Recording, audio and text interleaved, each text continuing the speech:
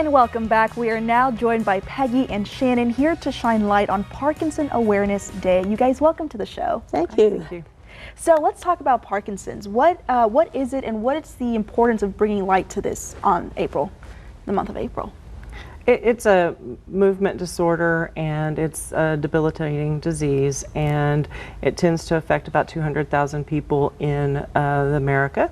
So what we're doing is shining a light on the ways to help people deal with the disease and the family, because it's a family, it affects the whole family. It doesn't, and friends, everything. So we want to shine a light on that. We want to let people know that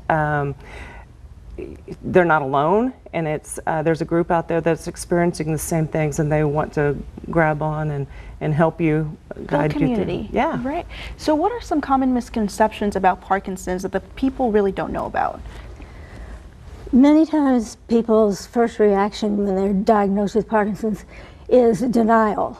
I don't want to tell anybody, I don't want to do anything about it. And that's really a hard thing to do, to deal with your fears, your misconceptions. And socializing, like in a support group, is really helpful. You find that you're not alone, you're not the only person who has this problem or that problem, but you find ways to cope. I think another misconception is that that you're going to be totally disabled. You can do a lot of things when you have Parkinson's. It doesn't limit you to sitting at home in a wheelchair or something. Yeah.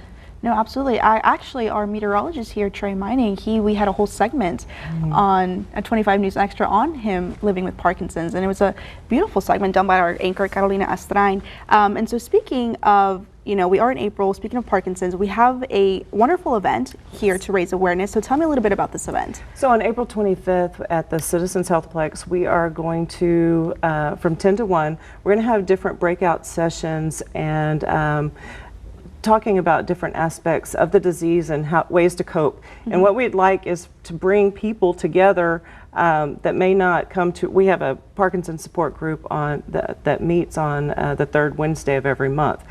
I know that we're not reaching everyone, and it may be a difficult day. So this allows us to bring a larger group together. We're going to talk about just dealing with it, living with Parkinson's. We'll have Lane Johnson from Gulf Bend and Julie Wall from Gulf Bend. They're going to talk to the caregivers and the people with the disease about dealing with it. We're going to talk about fall safety. Balance is a big issue with Parkinson's. We're going to talk about the gold standard of treatment, which is LSVT, big and loud programs, and how they can help the patients deal with, the progression of the disease. And then Citizens does some great exercise programs specifically dedicated to Parkinson's, and they're going to do a demo and with that. So it's just kind of covering a whole lot of the different aspects of Parkinson's disease and sharing what's out there in the community, because a lot of people don't know. I know Peggy does the boxing program over at Citizens. Oh, yes. The boxing program. Yeah, What is that? Citizens Healthplex has a boxing class program for people with Parkinson's twice a week. And impact participation, exercise, increases the amount of dopamine to your brain. So we do a lot of punching on bags, and we do a lot of stretching exercises. And one of the key things to feeling better when you have Parkinson's is to exercise.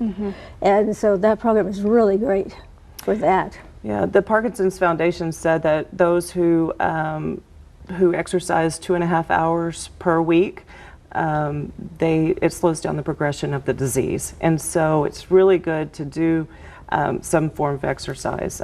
One of the main symptoms of Parkinson's is you have the balance disorders, and some people have the tremors, but stiffness in your joints and stuff. And so by doing keep the joints moving. Yes. Yes, and it can keep you moving better and more independent longer. Yeah.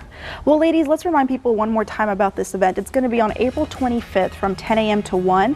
It's going to be at the Citizens Healthplex. You can call that number for more information, and the location is right there on your screen. Thank you guys so much for taking the time and talking to us. Thank you very much. Absolutely. And stay with us. We have the City of Victoria next with some information on child passenger safety events.